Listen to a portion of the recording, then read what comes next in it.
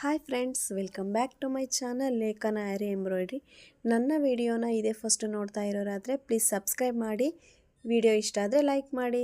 ಇವತ್ತು ನಾನು ಬೇಸಿಕ್ ಕ್ಲಾಸಲ್ಲಿ ಲೂಪ್ ಚೈನ್ ಸ್ಟಿಚ್ಚನ್ನು ನಾನು ಹೇಳ್ಕೊಡ್ತಾ ಇದ್ದೀನಿ. ಮೊದಲು ಸ್ಟಾರ್ಟಿಂಗ್ ಒಂದು ಬ್ಯಾಕ್ ಸ್ಟಿಚ್ ಕೊಟ್ಬಿಟ್ಟು ಒಂದು ಮೀಡಿಯಮ್ ಸೈಜ್ದು ಚೈನ್ ಸ್ಟಿಚ್ ಹಾಕಿ, ಆ ಚೈನ್ ಸ್ಟಿಚ್ ಒಳಗಡೆ ಒಂದು ಇನ್ನರ್ ಸ್ಟಿಚ್ ಥರ ಬ್ಯಾಕ್ ಸ್ಟಿಚ್ ಕೊಡಬೇಕು. ಈಗ ಒಂದು ಮೀಡಿಯಮ್ ಚೈನ್ ಸ್ಟಿಚ್ ಹಾಕಿದ್ವಲ್ವ, ಅದರ ಒಳಗೇ ಒಂದು ನೆಕ್ಸ್ಟು ಚೈನ್ ಸ್ಟಿಚ್ಚಿಗೆ ಹೋಗೋಕ್ಕೂ ಮುಂಚೆ ಈಗ ಒಂದು ಚೈನ್ ಸ್ಟಿಚ್ ಕೊಟ್ಟ ತಕ್ಷಣ ಅದ್ರ ಒಳಗಡೆ ಇನ್ನೊಂದು ಬ್ಯಾಕ್ ಸ್ಟಿಚ್ ಕೊಟ್ಬಿಟ್ಟು ಮತ್ತೆ ಒಂದು ಮೀಡಿಯಮ್ ಸೈಜ್ದು ಚೈನ್ ಸ್ಟಿಚ್ ಕೊಡಬೇಕು.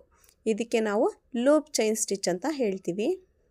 ಇದು ನೋಡೋಕೆ ಒಂಥರ ಬ್ರಿಡ್ಜ್ ಥರ ಕಾಣಿಸುತ್ತೆ ಸೈಡಿಂದ ನೋಡುವಾಗ.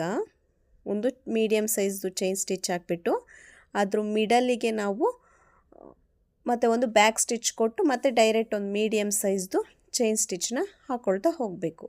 ಇದಕ್ಕೆ ನಾವು ಲೂಪ್ ಚೈನ್ ಸ್ಟಿಚ್ ಅಂತ ಹೇಳ್ತೀವಿ. ನೋಡಿ, ಈ ಥರ ಹಾಕ್ಕೊಳ್ತಾ ಹೋಗಬೇಕು. ತುಂಬ ಸಿಂಪಲ್ಲಾಗಿರುತ್ತೆ. ಒಂದು ಚೈನ್ ಸ್ಟಿಚ್ ಒಂದು ಪರ್ಫೆಕ್ಟಾಗಿ ಕಲ್ತಾದ್ಮೇಲೆ ನೆಕ್ಸ್ಟ್ ಎಲ್ಲ ಸ್ಟಿಚಸ್ಸು ಕೂಡ ಈಸಿಯಾಗಿ ಬಂದುಬಿಡುತ್ತೆ. ಇನ್ನು ನೀವು ಹೋಗಿ ನೋಡಿಲ್ಲ ಅಂದರೆ ವಿಡಿಯೋಸ್ ಅಪ್ಲೋಡ್ ಮಾಡಿದ್ದೀನಿ, ಅಲ್ಲಿ ಹೋಗ್ಬಿಟ್ಟು ನೋಡಿ.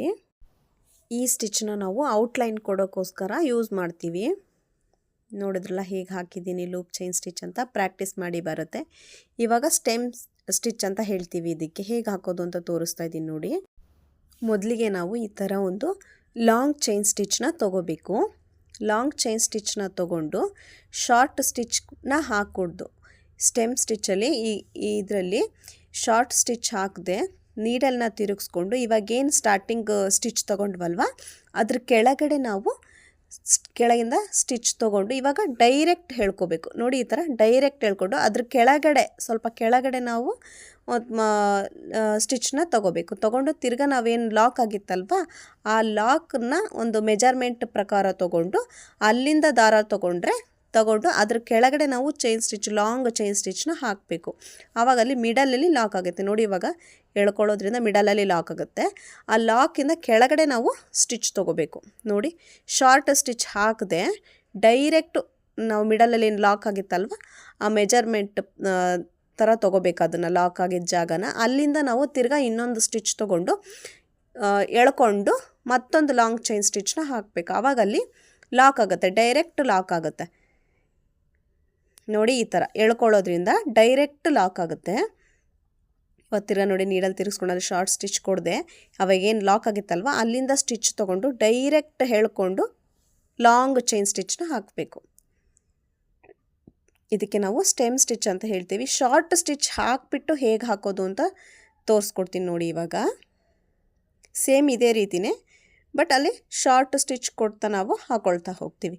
ಇದು ಪೆಟಲ್ಸ್ ಲೀವ್ಸ್ನ ಹಾಕಬೇಕಾದ್ರೆ ಹೆಲ್ಪ್ ಆಗುತ್ತೆ ಈ ಡಿಸೈನ್. ನೋಡಿ, ಇವಾಗ ಒಂದು ಲಾಂಗ್ ಚೈನ್ ಸ್ಟಿಚ್ ತೊಗೊಂಡು ಇವಾಗಲಿ ಶಾರ್ಟ್ ಸ್ಟಿಚ್ ಕೊಟ್ಟು ತಿರ್ಗಾ ಅದೇನು ಸ್ಟಾರ್ಟಿಂಗ್ ತೊಗೊಂಡಿದ್ವಲ್ವ ಅದ್ರ ಕೆಳಗಡೆ ನಾವು ಒಂದು ಸ್ಟಿಚ್ ತೊಗೊಂಡು ಮತ್ತು ಅಲ್ಲೇ ಶಾರ್ಟ್ ಸ್ಟಿಚ್ ಕೊಟ್ಬಿಟ್ಟು ಡೈರೆಕ್ಟು ಮತ್ತೊಂದು ಲಾಂಗ್ ಚೈನ್ ಸ್ಟಿಚ್ನ ಹಾಕ್ಕೊಳ್ಬೇಕು. ಒಟ್ಟು ನಾವಿವಾಗ ಏನು ಸ್ಟೆಮ್ ಸ್ಟಿಚ್ಚಲ್ಲಿ ತೋರಿಸಿದ್ನಲ್ವ ಲಾಕ್ ಹಾಕದೆ ಏನು ಹಾಕಿದ್ನಲ್ವ ಸೇಮ್ ಅದೇ ಥರನೇ ಇಲ್ಲಿ ಚಿಕ್ಕದಾಗೊಂದು ಶಾರ್ಟ್ ಸ್ಟಿಚ್ ಹಾಕ್ತಾ ನಾವು ಸ್ಟೆಮ್ ಸ್ಟಿಚ್ನ ಹಾಕ್ಕೊಳ್ತಾ ಹೋಗಬೇಕು. ನೋಡಿ, ಈ ಥರ ಕೆಳಗಡೆ ಒಂದು ಲಾಂಗ್ ಚೈನ್ ಸ್ಟಿಚ್ ಕೊಟ್ಟು ಒಂದು ಶಾರ್ಟ್ ಸ್ಟಿಚ್ ಕೊಟ್ಟು ತಿರ್ಗಾ ಮೇಲೆ ಒಂದು ಮೀಡಿಯಮ್ ಸೈಜ್ದು ಚೈನ್ ಸ್ಟಿಚ್ ಕೊಟ್ಟು ಮತ್ತು ಒಂದು ಶಾರ್ಟ್ ಸ್ಟಿಚ್ ಕೊಟ್ಟು ತಿರ್ಗಾ ಒಂದು ಲಾಂಗ್ ಚೈನ್ ಸ್ಟಿಚ್ನ ಹಾಕಬೇಕು. ಲೀವ್ಸ್ ಹಾಕುವಾಗ ನಾನು ತೋರಿಸ್ಕೊಡ್ತೀನಿ ಹೇಗೆ ಅಂತ. ಸೇಮ್ ಇದೇ ಥರನೇ ನಾವು ಲೀವ್ಸ್ನ ಡಿಸೈನ್ನ ಮಾಡ್ಕೊಳ್ಳುವಾಗ ಈ ಥರ ಹಾಕ್ಕೊಳ್ತಾ ಹೋಗ್ತೀವಿ. ವಿಡಿಯೋ ಹೆಲ್ಪ್ಫುಲ್ ಅನಿಸಿದ್ರೆ, ವಿಡಿಯೋ ಇಷ್ಟ ಆದರೆ ಪ್ಲೀಸ್ ಲೈಕ್ ಮಾಡಿ, ಶೇರ್ ಮಾಡಿ, ಕಮೆಂಟ್ ಮಾಡಿ, ಸಬ್ಸ್ಕ್ರೈಬ್ ಮಾಡ್ಕೊಳ್ಳೋದನ್ನ ಮರಿಬೇಡಿ. Thank you for watching. Keep supporting guys. Bye.